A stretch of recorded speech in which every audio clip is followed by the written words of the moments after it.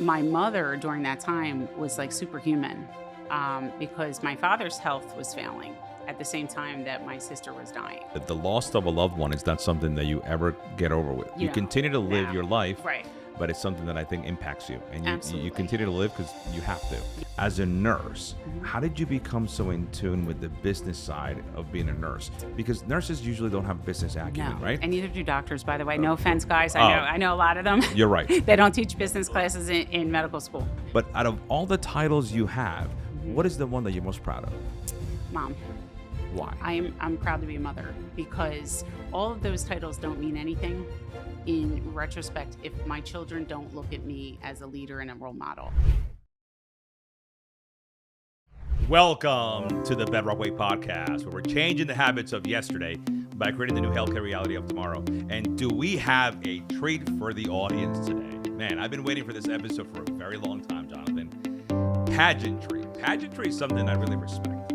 Because pageantry is one of those things where you have to compete, be marginalized, be looked at in a way where your confidence and your courage and your bravado, and then now your talent is really microscoped. And I have a ex-Miss USA, but I think when you're an ex-Miss USA, you're always a Miss USA. So amazing. I have an amazing guest with me today, the amazing Marla Viturello. Do I say your last name correctly? Viturello? Viturello, yes. Viturello, yeah. We got the paisan aspect of it. You know, a little paisan with a little Spanish there. So Marla has an incredible resume besides being Miss USA, besides being a beloved cheerleader for my hated Philadelphia Eagles. I'm a Giants fan. She loves the Eagles, blah, blah, blah. We'll get into that. But today's podcast episode, I'm very, very excited, is Life's Calling, Miss USA's Nursing, Motherhood, and Advocacy Journey. Man, I love that. And if I honestly, I'm going back to pageantry, Marla. If we talk about pageantry and what a Miss USA or Miss anything should stand for, they should stand for nursing, which is that empathy of taking care of people, what we call beneficence. They should stand for the greatest gift that any human is given when they're born, and is that you have a mother, right? So motherhood.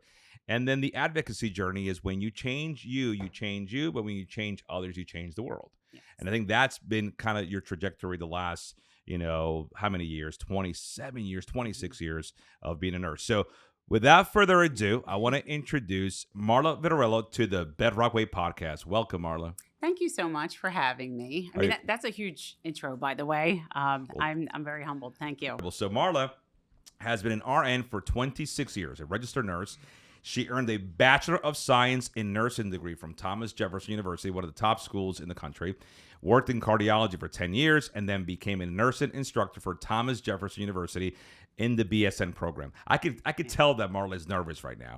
This is not Marla's element. Me. This is not the element. Usually Marla is in the studio, she's interviewing others, but now she's on the spot. I'm on the spot. Marla was also a full-time LPN instructor at one of the local technical schools in South Jersey.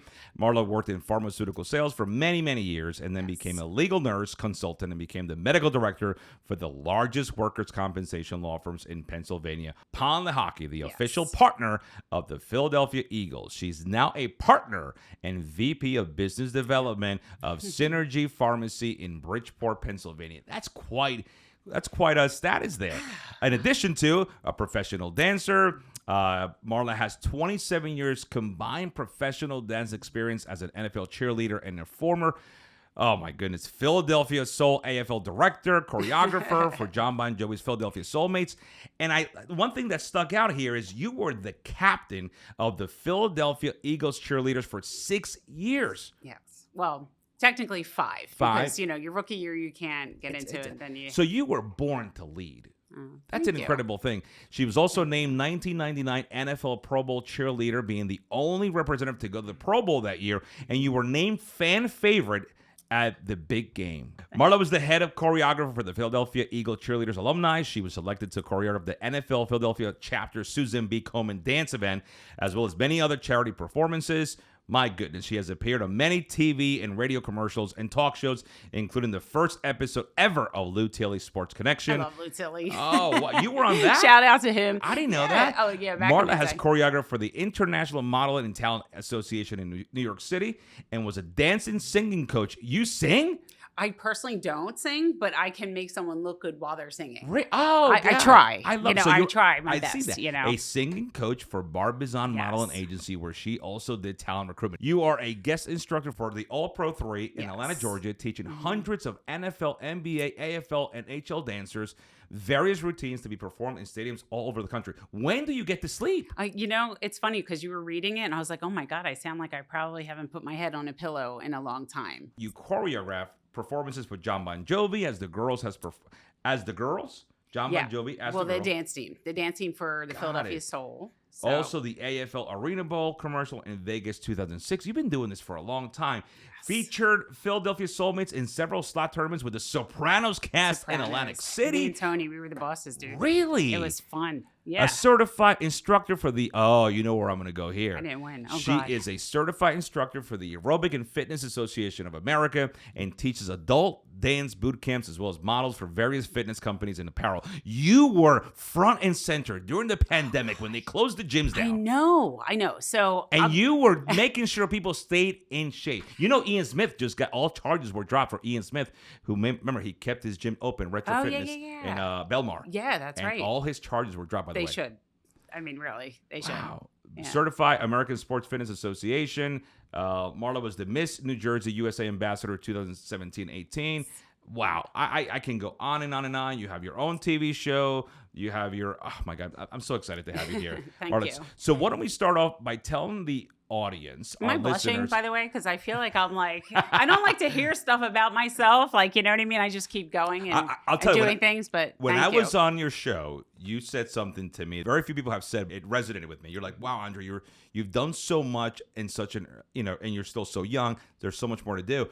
I feel the same about you. Like there's so much more that you're going to accomplish. And if this is any testament of what you're going to accomplish, watch out, world, because here comes Marla. So let's tell the audience, a little bit about you, what motivates you to, again, not sleep and be this absolute robot out there who you're almost like this charismatic robot, right? This charismatic humanoid, right? This person who has AI and human intelligence and is able to do it not for the humanoids that are trying to take over the world. Right. You're doing it for the betterment of the world. Yes. So that's a great way to put it. Thank you so much. I mean, I totally feel so humbled, and thank you for all those acclimates. I mean, my journey started, we'll call it like in my 20s, where I became interested in healthcare and I wanted to be a nurse. And my father had heart issues. He had cardiomyopathy. And he was sickly. He had hypertension. He had diabetes. He had a lot of things. And it just kind of piqued my interest in nursing. He was in and out of the hospital. I was like, wow, these nurses really make a difference, and that's kind of what triggered me, where I was just wanted to make a difference, like make a difference in someone's life. And how am I going to do that? Like what are the things I could do if I go I actually thought about going to physical therapy too, because, I was very active in fitness. I looked into tempo, exercise physiology, but I loved it. But I also wanted to do more medical stuff too, Sure. So I wanted to, be in that world. So went to school, got my, bachelor's degree at Thomas Jefferson. I actually went on to University of Wilmington for my master's in education and leadership and nursing. Sure. So I did, I did about 95% of that program, and I switched gears into the pharmaceutical world. So that, and I loved what I learned, because I feel like you're always evolving, and the day that you say that you're going to stop learning, that's a problem. I think for everybody, it's almost like giving up. And I think that even at any age, you can always learn something. So it is true. Even though I've had a long history of things that I've done, I am so excited for the future. You had mentioned a couple things that, obviously for the Philadelphia Eagles, I became a Philadelphia Eagles cheerleader back in 1996.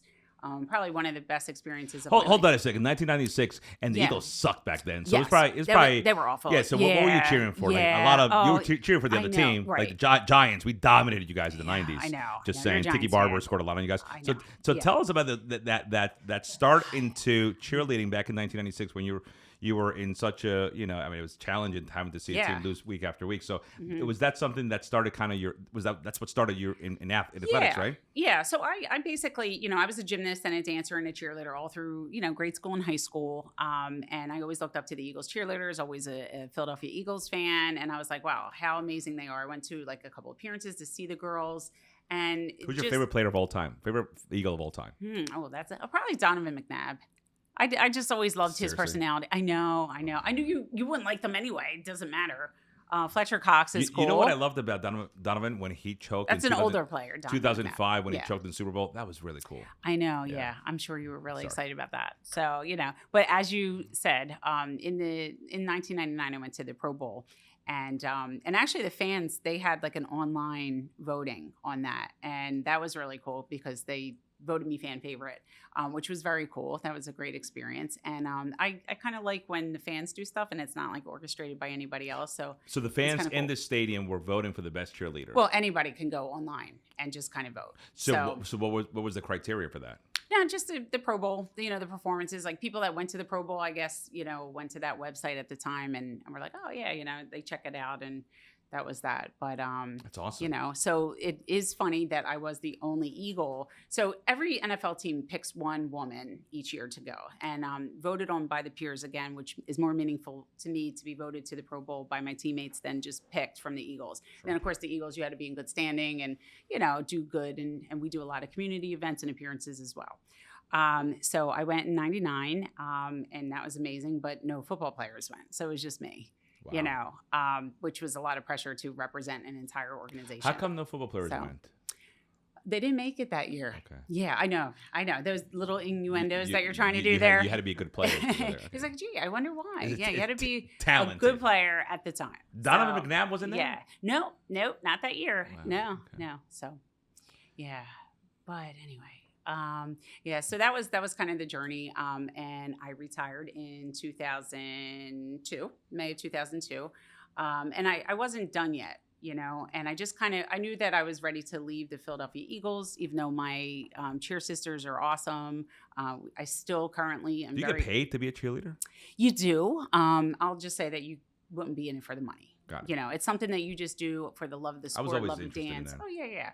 Now it's a lot more fruitful. There's different things, and there's a lot of trade type things. Like teeth whitening, gym memberships, that kind of stuff. That really do make it worth that piece of it as your compensation. You get tickets, you get season tickets, and but for me, it's the family that we built back then, because those women are still very active in my life, and we still do great things out in the community together. So I think when people go into these titles, and you had even mentioned pageantry, if you go in it for the wrong reasons and you just want to go in with intent, or you have some ulterior motive that you want people to say, hey, like, look what I'm doing, that's the wrong way to go in. When I go into something, no matter what it is, it's with purpose. And that purpose is for the betterment of myself and for everybody else surrounding. And I put people first very often before myself. And I look at ways when I get to a point A to a point B, how am I going to get there? I don't just say, oh, I want to do that. I actually say to myself, I grill myself on how am I going to get it done? Who's going to be part of my team? Like, how are we going to construct a team to get from point A to point B? And I just use that technique for everything that I've ever done or have accomplished, because, everybody can daydream, right?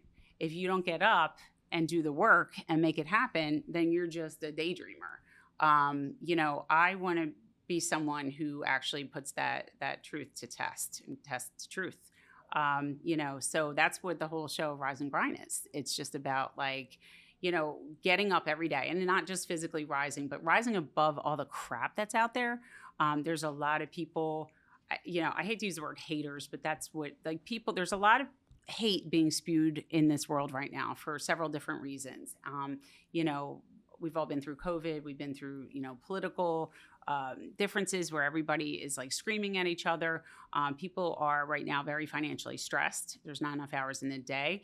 And I find that people are very short-circuited on everything in life, down to relationships, marriages, interaction with people, even workplace. Agreed. So, it's kind of taken a step above that and figuring out a way, putting in the work to be successful. I will tell you, I love haters. And even ironically enough, yesterday, I posted something on LinkedIn that said, you should always, we tend to always block haters, right? Yeah. Like social media, right? Which is No, bring them on. a lot of professionalism Yeah. is done, I guess, lack thereof or not, on LinkedIn. And there's so many haters, so much passive aggression, people posting things. Yeah. It cracks me up. But I always say, it might be easy to block haters, but I never block any hater. Yeah. Or if I have, you know why? Because I want to make sure that the meme is funny. It said, you always want to keep a few, right? To report back to the headquarters. So right. You don't want to block everybody. Or watch me win. It says Right. watch me win. Right. Like, why would I block you when I want you to see my success? And then you're actually promoting me. Yeah. So I always feel that it's a reminder of the success that it's still to be had, but also how far you've come. Because people don't hate people who are not successful. Right. Right. And you'll never meet a hater who's doing better than you. Yes. Right? That's what I always say. Right. Haters usually don't do better than you. Yes. On that note, role models for you. You're someone who's so accomplished. You've done so much. There's still so much to do. Who are some of your role models, Marla? Because I would love to know who influences Marla, because you influence so many. Well, first of all, I would say my mother. My mother, and actually today is a very special day. Today is a day that I lost her 14 years ago. So it's very, What's her name? Diane. Diane. That's awesome. Diane Conjaldi. She was rock solid, and we could get into some of the things that happened to me personally during the time when I was with the Eagles. My sister was diagnosed with Hodgkin's lymphoma. Wow. And she had just had a baby, 6 weeks, my beautiful godchild, Francesca, who's 26 now. And she was a pharmacist. She went to school at Temple. She was literally a rock star. Like, she sang in a band. She's so much fun. She's always the person that you wanted around for the party. Sure. And such a good human, such a good person, and just did whatever she could do for someone. And 6 weeks after she delivered my niece, she had a supraclavicular node when she had night sweats, and she had some symptoms, a little cough. Went and got the biopsy, found out she had Hodgkin's, and everybody's like, this is good, because if you had to have cancer, Hodgkin's is the one to get. And it has back then it was like a 96%, prognosis. That was great. But she unfortunately did not fall into that category. She fell into the 4% that did not do well, and she didn't make it. Passed away in 2000. So, and that was a very difficult time. You learn a lot about people when someone is sick and, things are bad. Was that your only sibling? I was my only sibling, Wow. yes. But What was the age difference? Oh, yeah, like 2 years. Wow. So you guys were best friends. Yeah, we were tight, close, went out. How old was she? She was 28 at the time, and I was 26. Wow. Yeah. But in answer to your question, as far as my role model, my mother during that time was like superhuman, because my father's health was failing at the same time that my sister was dying. And, two immediate family members, and now we have a newborn, and her father's very active in her life too. It wasn't that, but it was all hitting at once. Wow. So right after that, my father had a heart transplant, and, I was working as a nurse, burning the candle at both ends. And I'm like, oh my God, here we go again. So he did have a successful heart transplant in 2003. He lived for 11 beautiful years, but he was in and out of the hospital like probably 50 times from that, which piqued my interest in the gift of life. And that's, one of my most developed platforms, because I just believe in just being an organ donor, because it literally saved my father's life. Wow. So, but again, just seeing my mother, the strength of how well she was put together, how she spoke to people. She always was so considerate, but she was also a firecracker too. So she wasn't like you couldn't like mess with her. She guarded her babies and her husband like it was literally the most important thing in her entire life, is her family. It's incredible how we often overlook. I never do, but we often overlook the human spirit. And I got to tell you, there are a lot of things in our lives that define us, and sometimes, unfortunately, we never get over. I mean, I am shocked to see, or maybe not, but that's tragedy right there. Yeah. Losing, two people, probably your biggest two role models, right? Mm-hmm. Your biggest two confidants, and then your father a decade later. Yes. And then I'm assuming at the time you were also a mother. You were also starting your own family. Yes. And So you did all this and then decided, you know what, I'm going to go become Miss USA. Yes. So to back up a little bit, my mom actually passed away before my father. And she was the super healthy one. She was the rock of the family. Usually the caregivers, 72% of caregivers go before the sick parent. Absolutely. And I think, the death of my sister really impacted her. Sure. I think she was struggling with depression, anxiety. Wow.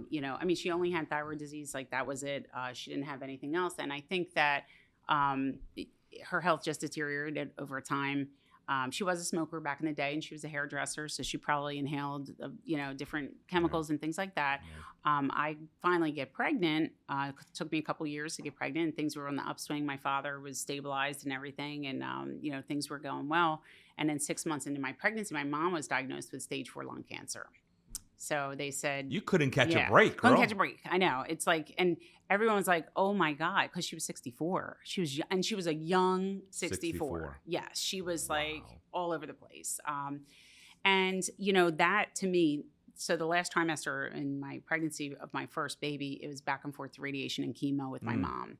And I just wanted her to see my son. And she did see pictures and videos, but my son's birthday was Saturday and her death is today, which is, the 18th to the 22nd is when she actually passed away. Wow. So she was in one hospital and I was in the other.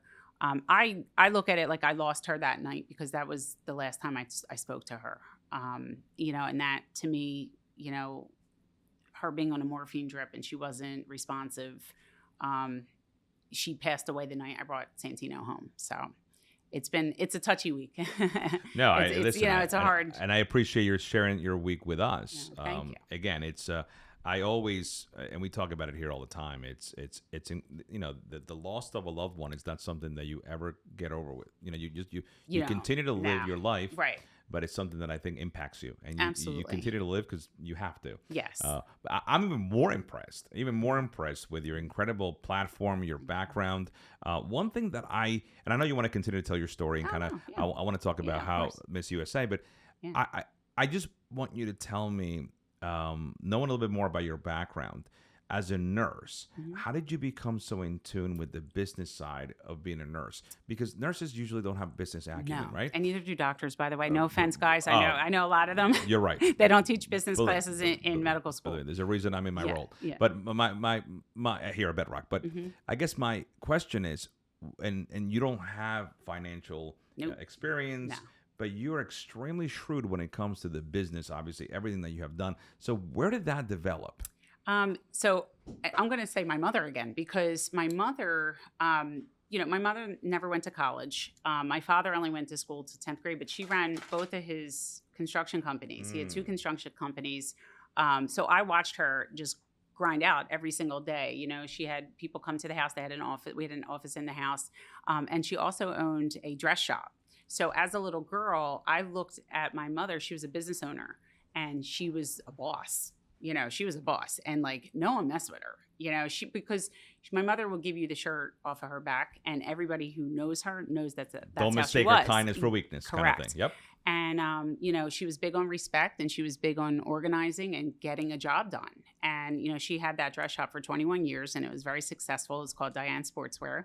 So I grew up watching this, and it's very important. And how is it still going?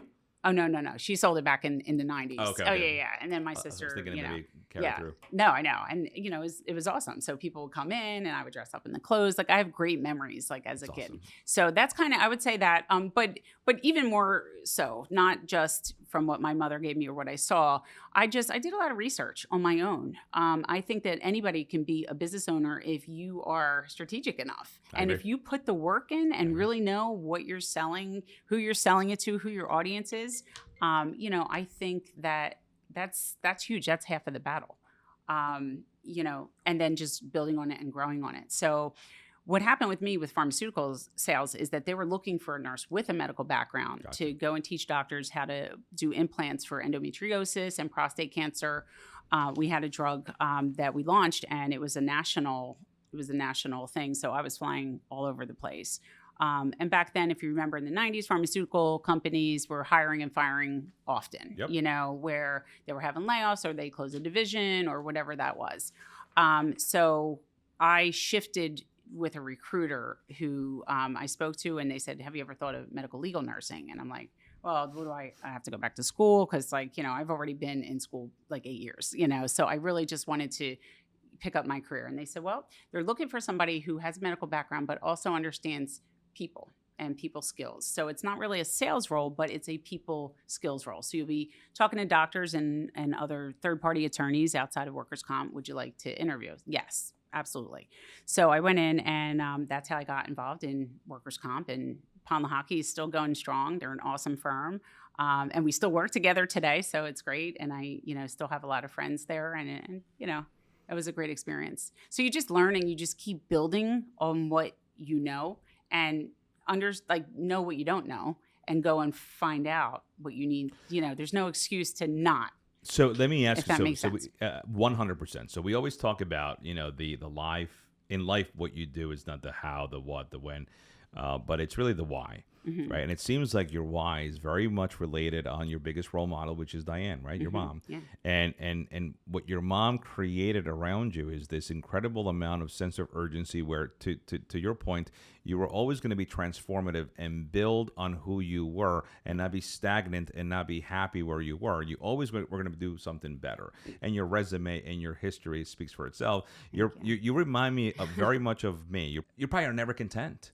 You're probably a perfectionist, and you're probably someone who's always going to push the envelope, be a contrarian, be a disruptor. I love that. Yeah. You mentioned something that was very interesting, though. You mentioned something about people. Yes. Right? And the social efficiency that we sometimes lack as healthcare practitioners, which is to be able to have a conversation, influence, motivate, and have people engaged. What do you think in your last, and again, pageantry, nursing, law nursing, whatever you want to name your platform, what do you think has been the biggest change of people in the last, let's say, 20 years? So I'm going to right off the cusp say social media. That I would say the introduction of the iPhone was probably the demise of human communication, because when people started to text, they started to lose eye contact. They started to lose engagement with people. And now we could see it in our children. They're being cultivated to have their head down on a phone.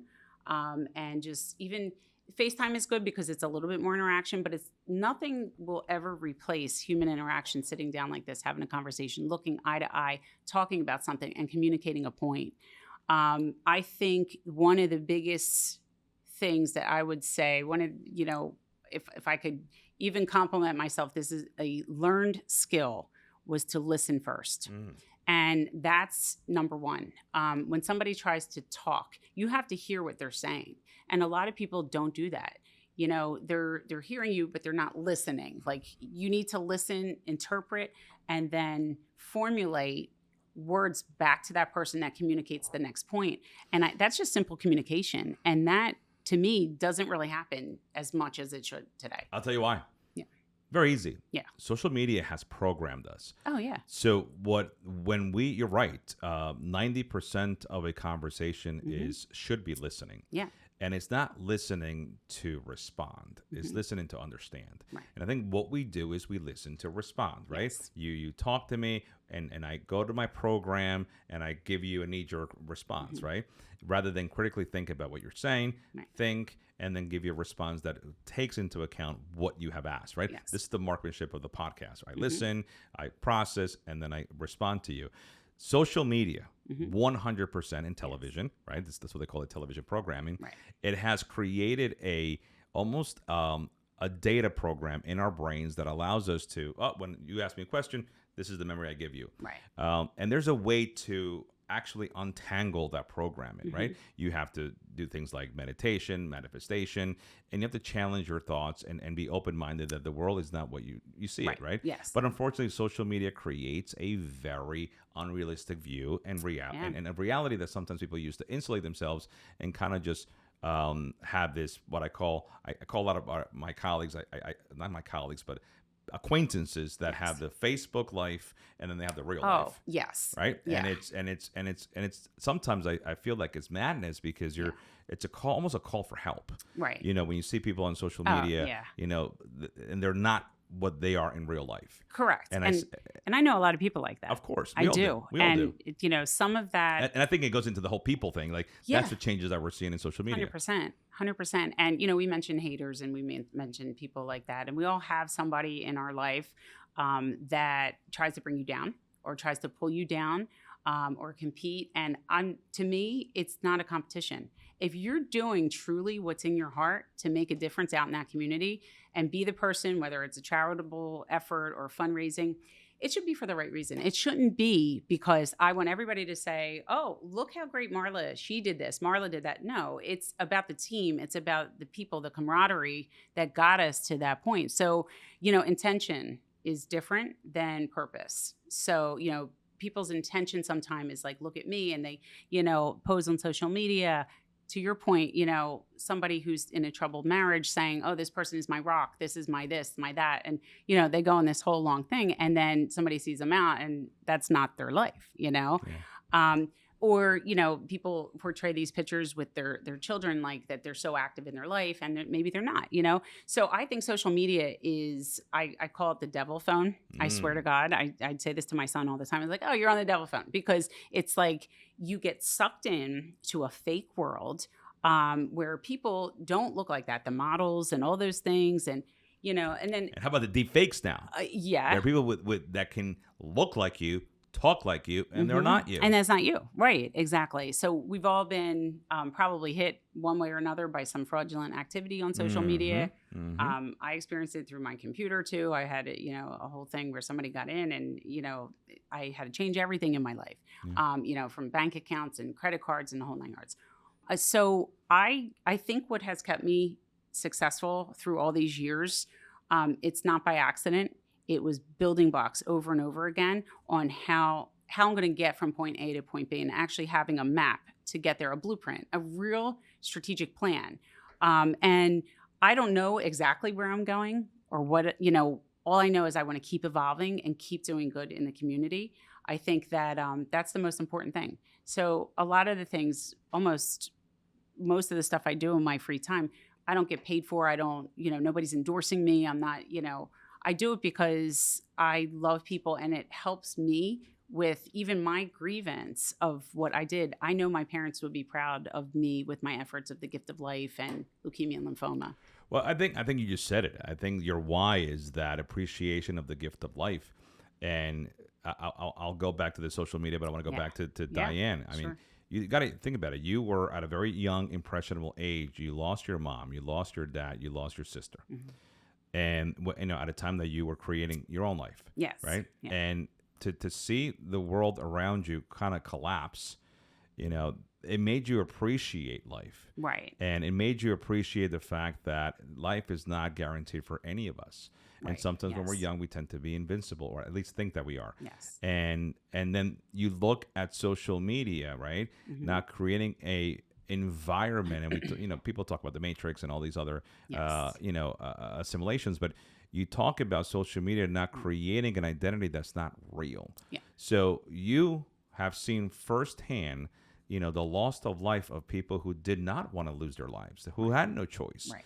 And then you're seeing people who are choosing to lose their life. Yes. Because they're choosing to identify as something that they're not. Right. Exactly. It's the irony of life. Yeah. No, I absolutely. And, you know, it breaks my heart too when I see addiction, when I see people who, you know, are depressed and going through anxiety, and the world that we live in right now is so prone to it for a million different reasons, you know, and they take their own lives, or it gets so bad that they want to kill themselves or do something that is going to remove their life or somebody else's.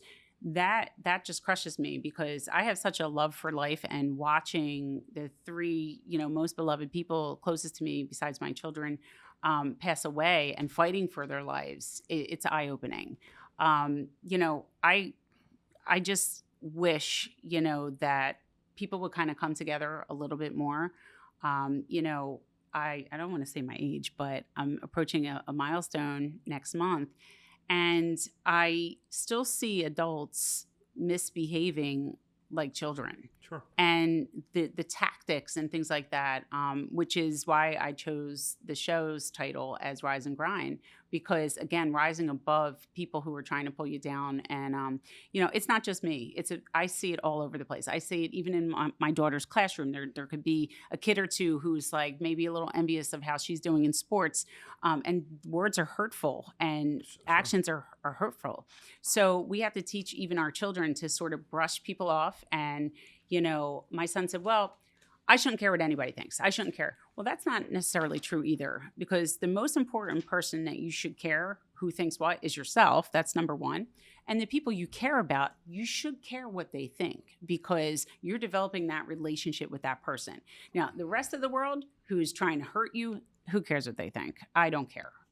So for me, that's the rule that I kind of live by. No, I love that. Listen, I tell my kids and I tell myself, I used to think that, oh, who cares? Doesn't matter what people say. No, the fact of the matter, we live in a world where we care what people say. Mm-hmm. And we care what people say because we care what people say about us, and we care about what we think about ourselves. Right. I want to kind of spin it back into the positive aspect of it, because I've always say one thing, Marla. Yeah. You can come from a divorced parent dynamic and have the most incredible marriage. Yeah. You can come from a very socioeconomically challenged background and have a very affluent lifestyle. Yeah.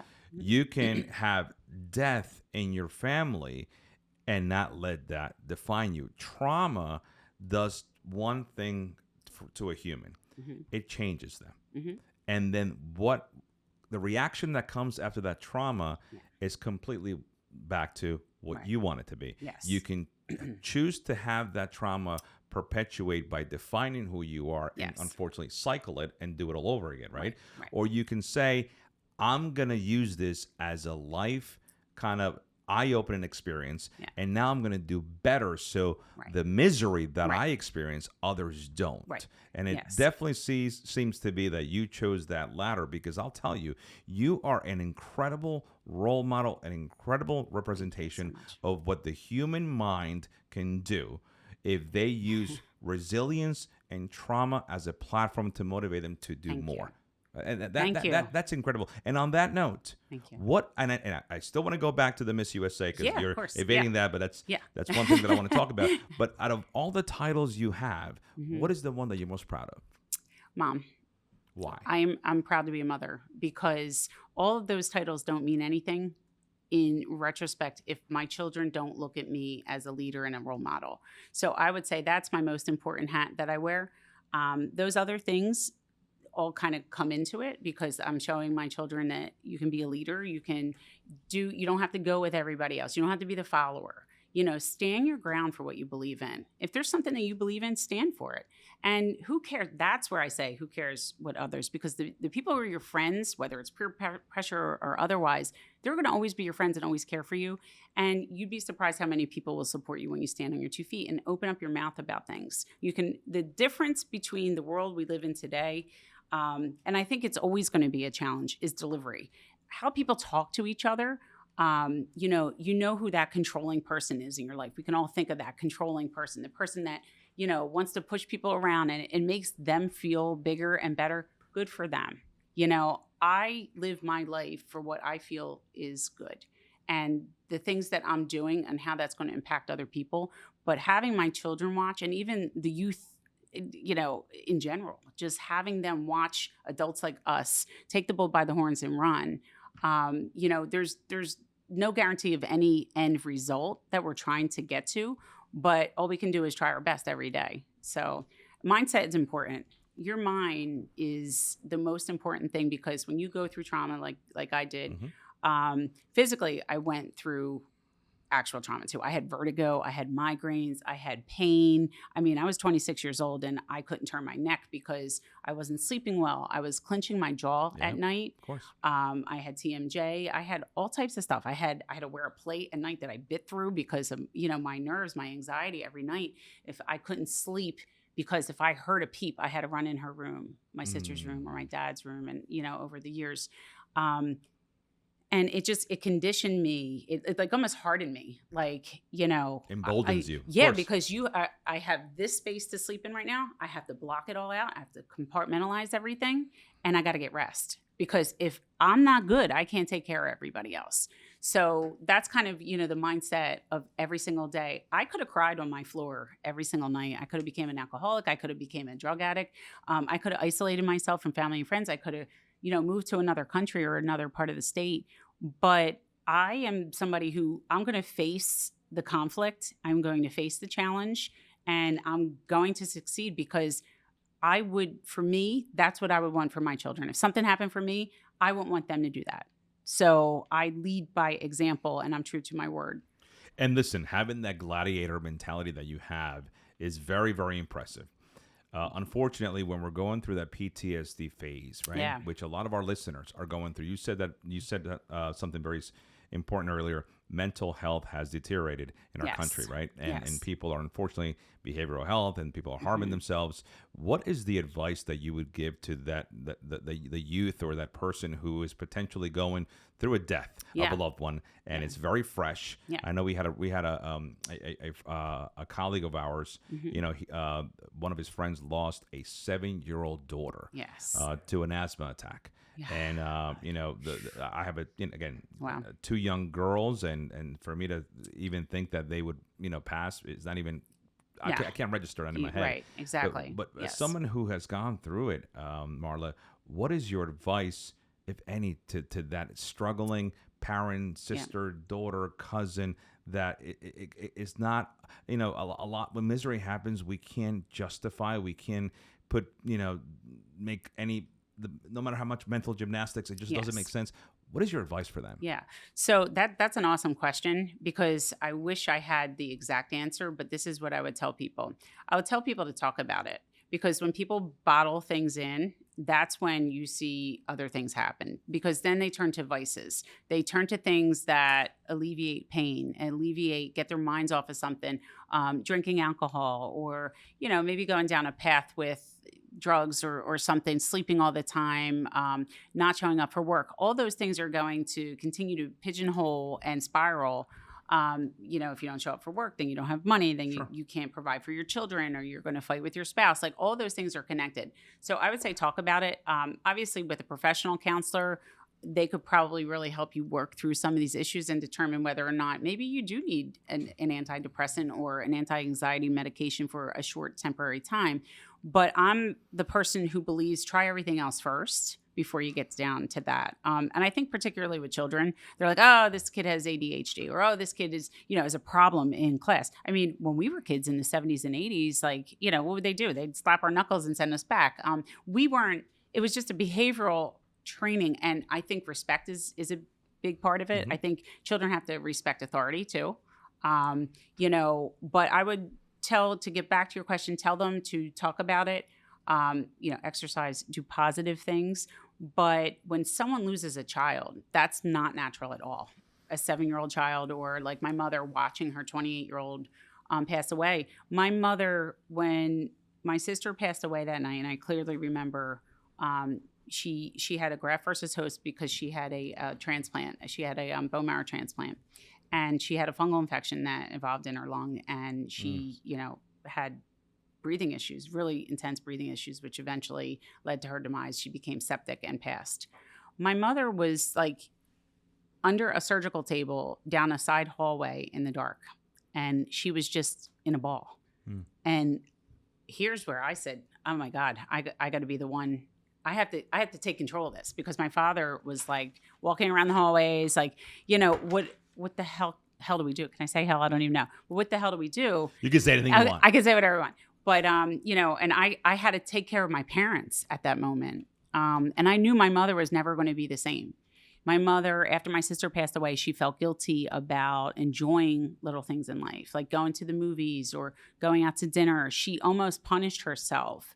And I dealt with things differently. I started to go to the gym a little bit more. I tried to do things to get away and just kind of unleash myself, like go to a beach or go sit somewhere, maybe travel. My mother and I clashed heads too, because I didn't grieve the way she grieved. So we're both strong women. So we did butt heads, because I was just like her. And I said, Mom, you need to do A, B, and C. And she's like, well, how could you go out and, go to the gym with all of this? Like, how can you exercise with a clear mind? And I said, well, that's why I use exercise, to help clear my mind.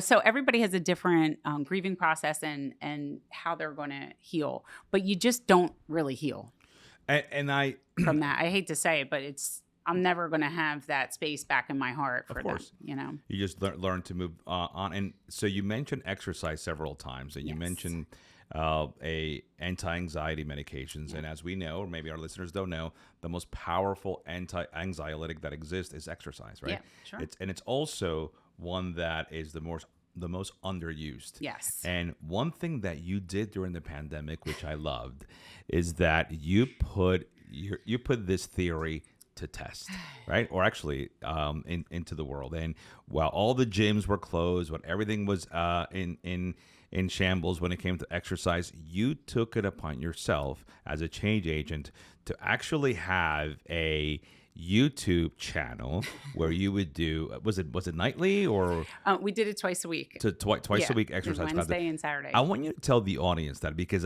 as I was doing research, and I know I teased you and I sent you the videos recently, I'm like, oh my goodness. And there were some hard workouts, by the way. I was like, I showed my wife and she's like, holy crap, you guys were sweating, and it wasn't 1 pound weights. It was for real.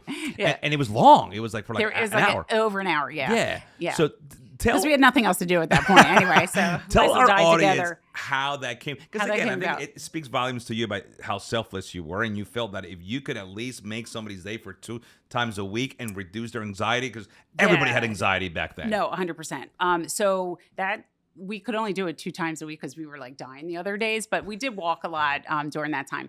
You were sore as heck? Yeah, I was like sore. I'm like, this is it. We got to stretch. And my wonderful girlfriend and my best friend, Denise Brandt, she helped me with that video too. I was like, I'm recruiting somebody. I need people. At one point I had a Versus Bakery in the house. I love them. They're my neighbors. They came over and we had a group of girls, and we tried to make it fun and show people that even though this could be the worst possible financial situation for somebody, or their gyms are closed, they don't have access to different things, we're going to make the best of it. And that's what we did. And we had fun, and people looked forward to the workouts.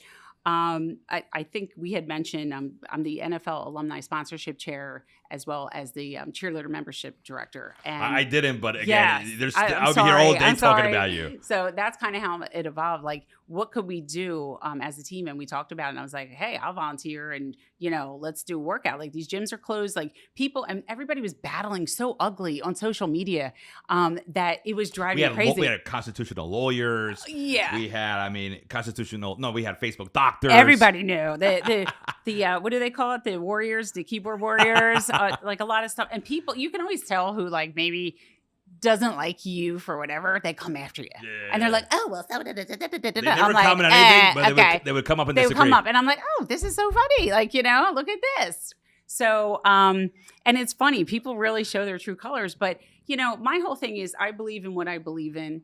You may not agree with me, you can disagree, but it's how we talk to each other, and your delivery on your message, I think, is super important. But so the purpose of that video was to kind of, offset focus and have people do something positive instead of sitting on their computer every day. And then, we talked about people were making banana bread, people were doing this and that, and people were actually getting sicker. I mean, both of my kids actually gained weight. And I'm like, because they refused to work out with me, they gained weight. My son went through like a little bit of depression, and he had anxiety when he went to middle school, like to the point where we changed over their schools. We felt like it was time for a change in their school.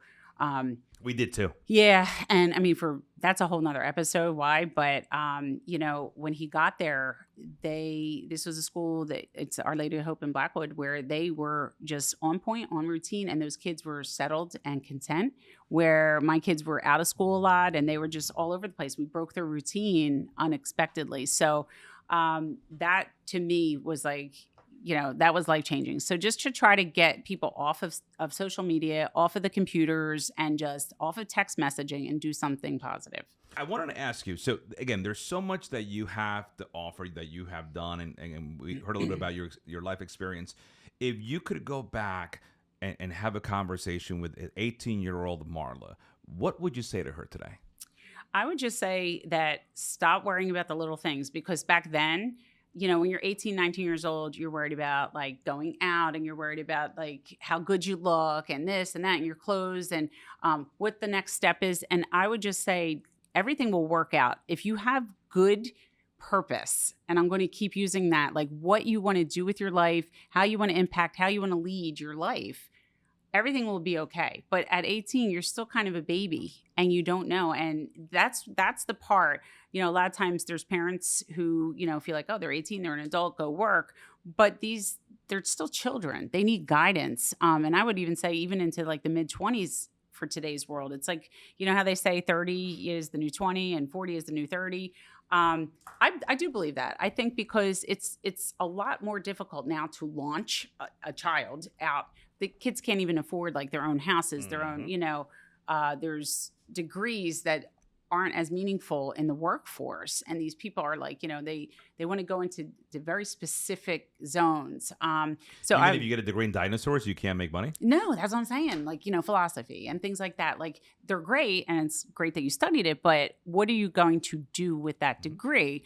And look, I was in nursing and then I switched over into sales and, I do business development. So that's not something that I saw coming, when I was young. As someone who is such a advocate of people and on really encouraging the future generation, what are some of the biggest misconceptions that you want to tell our audience that exist out there? And here, I'm going to clarify. Okay. I think I went to a political rally a couple of weeks ago, yes. Right? And I know, again, this is not a political podcast, but politics in an election year is such a polarizing topic, right? Yeah. And so I went to the rally because I was curious to see the rally, how it played itself in reality as opposed to how it was sensationalized on television, right? It's important to me. Excellent, yeah. And I will tell you, Marla, I am a certain political affiliation, but I am being extremely careful how I utilize my vote this year. Sure. And I think everybody should all the time, right? Absolutely. Just like relationships. Yes. Everything has to have accountability. Yes. And what I saw in this particular political rally is I saw what I describe as the best of humanity. Mm-hmm. I saw black, white, red, brown, Asian, blue. I mean, everything. Yeah. Come together and respect each other and have fun and really have what the television tells us is not happening out there. Right. Where people don't disagree. We're more united than what we're told. Yes. And it was so, and I'll be honest, before that day, I didn't think that. No. I thought that we were a very divided nation. And I was so happy that my kids got to see that. And so if somebody were asking me that question, the biggest misconception that I think we see right now is that we're more united and we want the best for our country, our society, more than what people think. Our veterans. Yes. But we tend to think that people hate our country. I mean, right. Currently people are camping out in Columbia and Stanford flags University. On fire. Yeah. Yes. And they're picketing, they're protesting. Like everything is, and I saw for 2-3 hours that day the best of humanity, and over 100,000 people actually being happy to advocate not for peace, right, but for hope. Yeah, hope that I think a lot of people have lost. And I'll go back to your story with Diane, your mom, and your sister and your dad. The only thing that kept you going that day was hope. Yes, hope. And when you mix hope and peace, my goodness, to me that's true success. So I go back to my question: what do you think is the biggest misconception that you're seeing in today's society? So I think misconception is, again, that old statement of don't judge a book by its cover. And I think a lot of people just do that. I think people glimpse at social media. And remember, all these things are algorithms of where they want you to go. Sure. I open up Instagram and 1,000 cheerleader and dance, which, by the way, your daughter is like a kickbox dancer, by the way. She's incredible. But it kind of gears towards me. So if you're more of a person who's a little more depressive or a fire starter kind of person, you're going to get those kind of videos. But again, even let's just put that aside besides social media, because people put out there what they want you to believe and what they want you to see or feel. That's not true. I mean, a lot of the what's on the news stations today, it's just bashing and pointing fingers.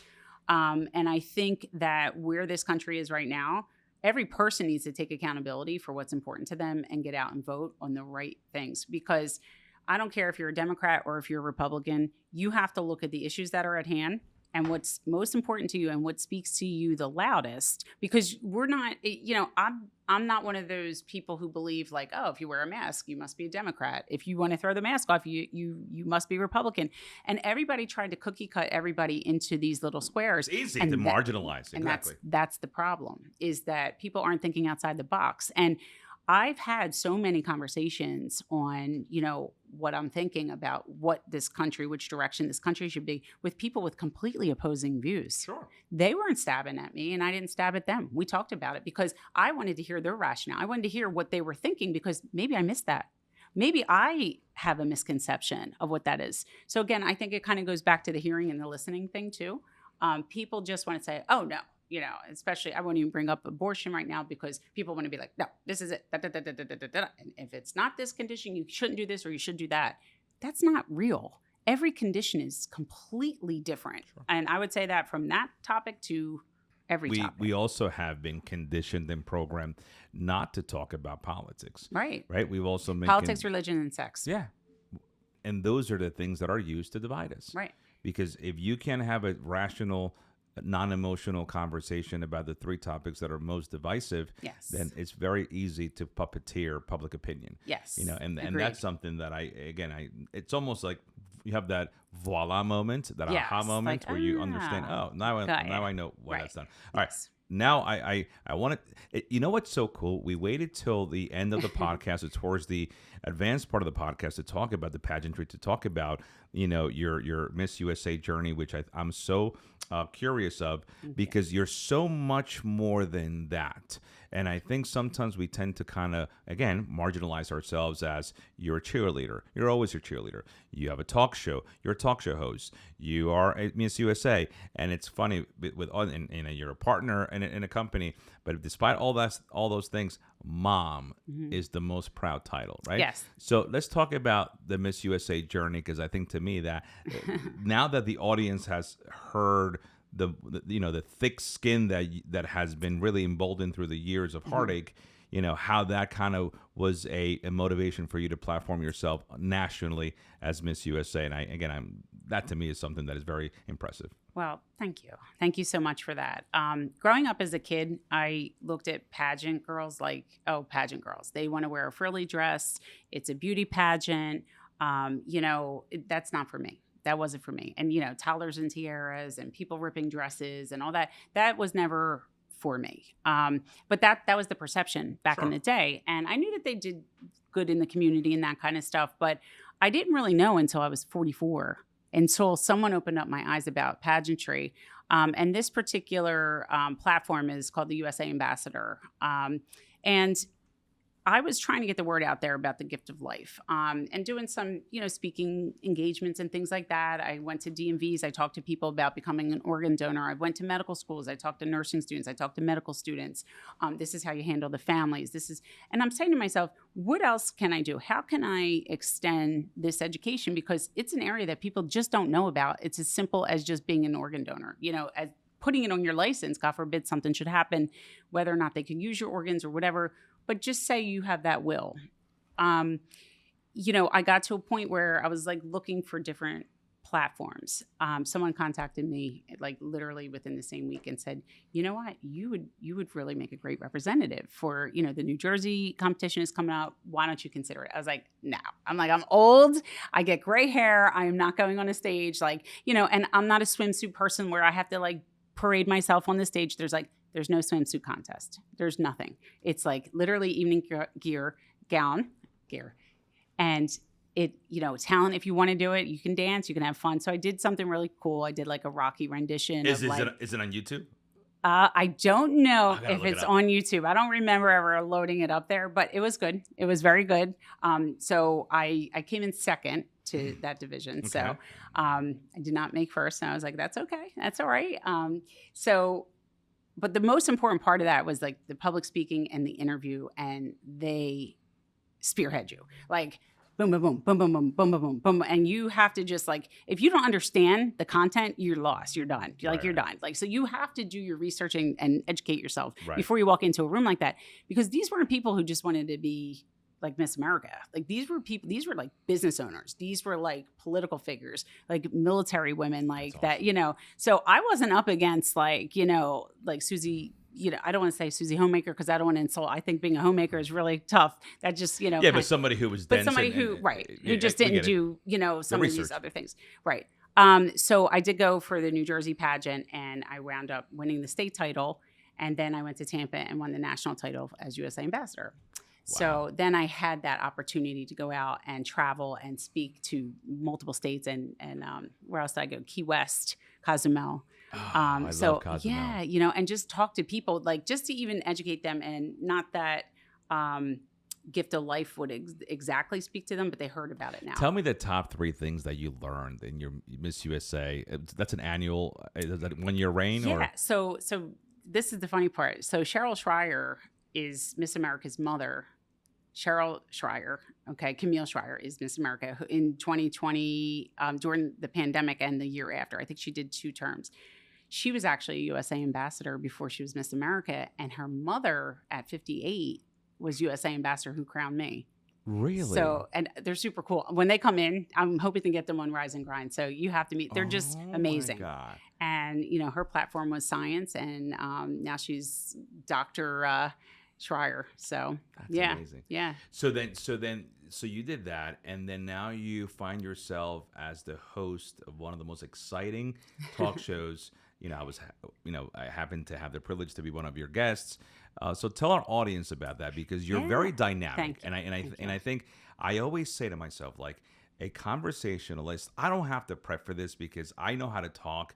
And Yeah, you know, seriously, you're the best. Like right? you really are. I I appreciate that. Thank Listen, you. You're not too shabby. I had to be on my game today because I knew Okay. that. Yes. You know, I was You with did great. I was with an amazing You're awesome. person today. But let's talk about that, because to me that purpose of you now putting yourself out there, and I think it's pageantry, right? Because you're putting yourself out there. Yeah. You're up for criticism, but we go back to that. Who cares? Yeah. Right? You're going to put yourself out there. You're going to be brave. You're going to be courageous. Yes. You're going to have that bravado again that we talked about earlier. So tell us about the experience right now with RNTV. Yeah, RVN. RVN Television, and you can go right to their website, rvntelevision.com, and just pull up Rise and Grind. And it's also on Roku. So, you know, we're kind of moving up on platforms. And, you know, it was something that, again, through one of my connections of the NFL alumni, brought me in, and we do an annual golf outing every year. And I went in there to shoot a commercial, and, you know, got into talking to the owner and the producer, Keith Reynolds, who's awesome. And he's like, why aren't you doing this? And I'm like, doing what? And he's like, you need to have your own show. Like, you're like nailing it. Like, you know, he's giving me the information. I'm just like, and he's like, okay, that's it. You know, so I kind of felt very natural in front of the camera. Although I'm saying that now, I probably, you know, my face is all red or whatever. The thing is, you're a natural because, and you mentioned earlier about that the Miss USA pageant teaches you how to be rapid fire, eloquent, articulate speaker, and that's one of the things that I admire about you the best, or the most, I should say. Thank you. You are a really good speaker, and you're a really good listener, and it's processing information, and it's being able to say things that are interesting, so you can keep the audience interested. Yeah, I mean, absolutely. Being in that position as the USA ambassador, I knew that I had to lead by example. And like I said, there's people who are just like, oh my God, she's like in her 40s and she's in a pageant. Well, why not?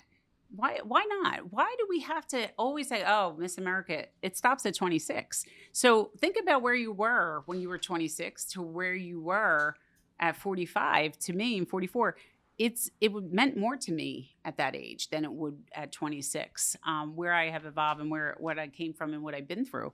So for me, that meant more. So I don't really care what anybody else says. And you know, it's the same thing today, even about fashion and people who, you know, like want to wear certain things or they want to do different things. Go ahead. If you want to skydive at 55 or 60, go for it. You know, I think that is a nice thing too, that like people are kind of accepting. There's no more pigeonholings in what we think people should be doing at their age. And I think that we also have to look at the Miss USA or whatever pageantry Yeah. we talk about Mhm. to be a representation of what the woman should be, Right. what the mother Yes. should be, Yes. what the sister, cousin, everything should be, and it's someone who has class, Hmm. and I hear you, your story, I look at you, you're the marksmanship of class to me, and I Thank think you. that really is what Miss USA should be, and unfortunately, because of social media and because a lot of the other societal, I think influences, a woman doesn't develop that mature class Yes. look till they're in their 30s or 40s. I Right. mean, let's be honest. Yeah. I agree. Because in Yeah. your 20s, you're still trying to figure yourself out. Yes. When you were in your 20s, you were dealing with, you were dealing with a lot of heartache. Yes. And for you to be able to help others, you need to help yourself first. Right. Before you can help others. What is next for Marla? So, I say now that I'm in the back nine of life, I guess, it's the second half of my life. The most important thing to me is having my children finish school, become educated, and pursue a career. My daughter at 11 years old said to me the other day, and it's interesting, we're having this interview. She's like, I want to come up with a business. And I'm like, oh my God. And she's already has this seed kind of planted. Sure. Because I gave them a certain lifestyle that they're used to. And I want them to understand that, that is something that you need to work for. That's not handed to you. Just because you're young and it's handed to you, the rest of your life, it's not handed to you.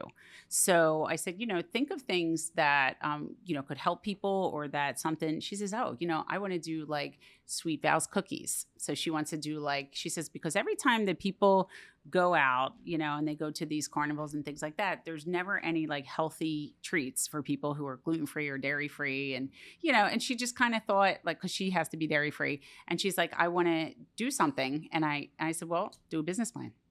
I treat her like I would treat anybody. I'm like, do a business plan. And she's like, well, what's a business plan? And then I started to talk to her about it. I said, well, you have to know what your product She is. did a SWOT analysis too? Yeah. I mean, listen, I want a book. It's due this week. Love it. But what I did, I'm helping her with it. So I just want her to be creative. I said, it doesn't have to be a formal business plan. Just take out a notebook and just start writing stuff down.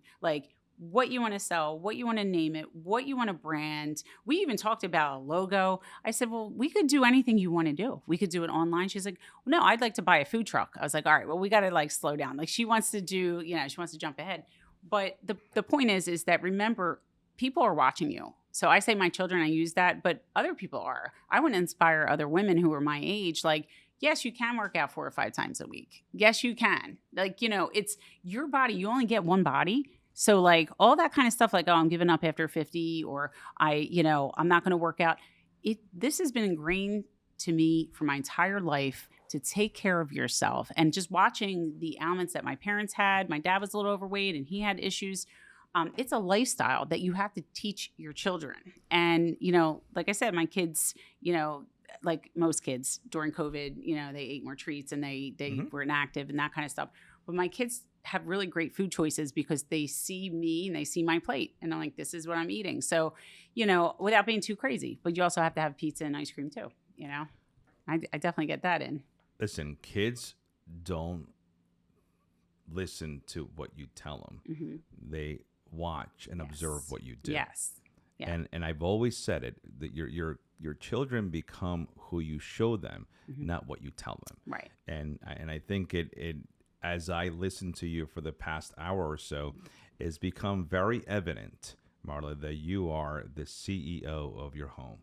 And you have, as a true CEO in the business of the Marla household, you have taken a very serious stance at being able to hire, fire, and promote those that are going to come into your business, which is your home and your family. Mm-hmm. And I want to thank you so much for being part of the podcast, because you said something earlier about your mom, Diane, when she went through her heartache, watching her daughter, unfortunately, fall victim to cancer, and then dealing with the heartache and the deleterious aspect of dealing with a sick spouse.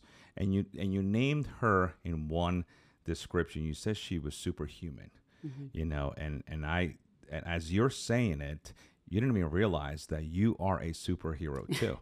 and you are superhuman go through that. And just to hear your story, just to hear your challenges, just to hear how you confront life, becoming Miss USA in your 40s, putting yourself out there in a national, spotlight, doing a TV show, being a mom, and doing all the business entrepreneurial things that very few people take those challenges, and let alone take them, but you succeed in them. You are a true superhero. And I think your story tells our audience one thing, that not all superheroes wear capes, but some actually wear scrubs and a crown. Yeah. So it's been a pleasure to have you as part of the podcast. You're an incredible, incredible influence, and you're going to be one of my influencers moving forward. And I appreciate you. And again, I think this is only the beginning for you. The back 9 might look like another 18. I hope so. I hope so. That's what I'm going for. Absolutely. So thank you so much. Thanks for having me, guys. It was a pleasure. And we are changing the habits of yesterday by creating the new healthcare reality of tomorrow. Thank you so much, Marla. I appreciate you.